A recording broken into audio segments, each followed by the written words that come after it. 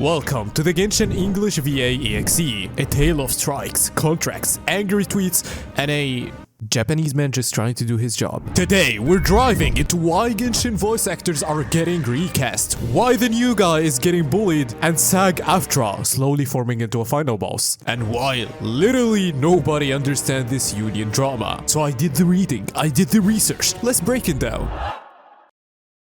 Quick question, what's 4 plus 4?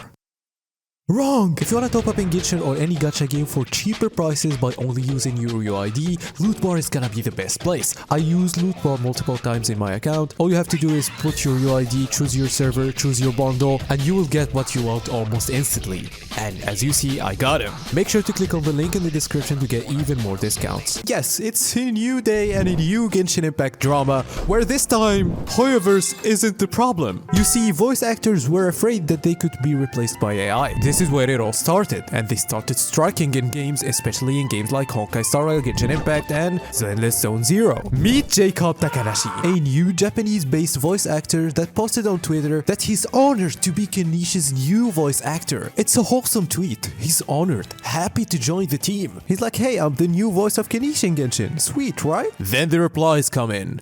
How dare you? You're a strike breaker. You've taken a role and credited. And it turns out that Kanish's original VA, John Pat, hadn't been voicing the character for 6 months. He was standing in solidarity with the strike. He technically wasn't obligated to follow because he's non-union. So John wasn't fired. He just wasn't working, so hoyoverse replaced him. That's the job. Live service game. Constant updates. Can't keep characters silent forever, okay? Let's be real. But let's move on to why people are mad.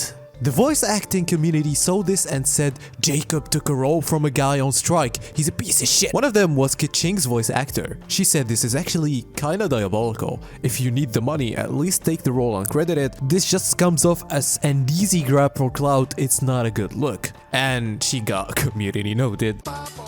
According to the voice actor Nathan Noakes, fellow VA Jacob Takanashi, who is a Japanese-based VA, had no knowledge of the strike or the circumstance of which the role was being recasted. Now, here's the thing. Even if Jacob knew, he is based in Japan. And do you know what does that mean? This means that he's not gonna affect the strike. He's not gonna affect him in a bad way because, first of all, he's not involved in the strike. Second of all, Japan does have some laws to prevent people from getting replaced with AI. The old VA hadn't worked in months. Also, it's not even clear that hoyoverse was supposed to sign anything. They work through recording studios like Site Global, which aren't part of the US-based strike. So blaming Hoyo for not signing a union deal might be missing the point. Yeah, because people are blaming Hoyo here for not signing this. Which, about the contract, let us talk about the union contract. It's actually kinda wild. So, let's talk about SAG-AFTRA and their agreement that caused all of this. So basically, the goal of SAG-AFTRA is to stop AI from stealing VA work, which is a good goal. Cool, we like that. But the fine print, that is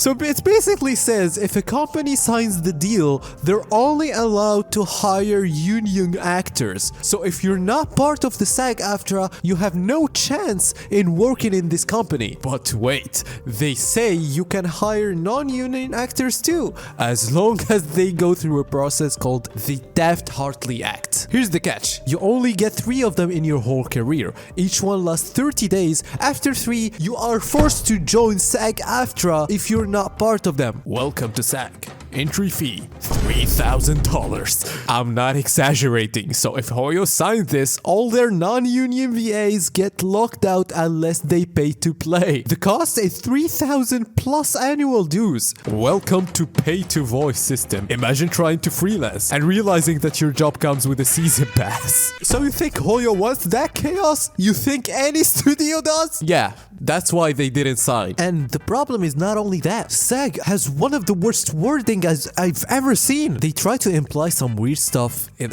then hiding in their cost where they don't want to be replaced with AI. And the thing is, if there's any other union that is doing the same thing, the SAG-AFTRA is trying to pretend that they are the best people on earth. They go like, go and try any other union. You probably won't have a chance to work with these pieces of shit. It's a really weird way of framing things. It's like you are in the union union now, you're a great person. And we should spit on everyone else that is not there. It's like a toxic, predatory way of framing and doing things. These are absolute weirdos that are trying to do something and hide behind the mask of being good people. And by the way, even their cause of, oh, we are protecting you from AI. Well, here's where things go full clown world. The union striking to stop AI from replacing actors already partnered with an AI company. This is insane, dude. Yup. But many VAs didn't even know about it, and some are actively against it. So while the actors are out here fighting AI in one timeline, their own unions doing business in another. This is 10 out of 10 writing. I've never seen this much plot twist since in a Zoom. At this point, it's like watching a party, where the guests are fighting, the DJ is AI generated, and the host is secretly sponsored by Adobe Vocaloid or something. So now Jacob is not at fault. He didn't break a rule, he failed the job. hoyoverse might be somewhat at fault because they're too silent, but they also didn't sign the deal because it locks them in basically, and they already had a fix. SAG-AFTRA, they're like a final boss. AI partnerships and zero transparency. And the VA is turning into a guilt Olympics. Bullying your replacement while fighting for worker protection is like demanding labor rights, then jumping someone at a job fair. It's not about picking side, it's about reading the damn contract, which nobody on Twitter seems to do. It's predatory, it's bad, it's weird. Why the hell are you supporting this? Every single VA that is supporting the SAG-AFTRA and did read the contract and knows what is going on is absolutely stupid, okay? Oh, there's something new. Jacob just tweeted where he said some people are sending death threats on his behalf, so that's also insane. Yeah, it's another day in the Genshin community. It's another day in the hoyosphere. Let's zoom out for a second. The whole situation is not just a Genshin problem. The entire Western VA industry is falling on its face. You've got union VAs trying to protect their careers, non-union VAs just trying to eat, indie studios scared to sign anything, and publishers going, what if we just hired someone in Tokyo and dipped? The sad part is everyone is kinda right and everyone is kinda wrong. The union wants protections, sure, but they're strong arming the studios with predatory practices. The studios want flexibility, but they're not exactly explaining that to fans and people are not understanding what's going on. And the actors, they're stuck in the middle, roasting each other on Twitter instead of negotiating like adults. And meanwhile, us the players are like, cool, another patch? Who the hell is talking right now?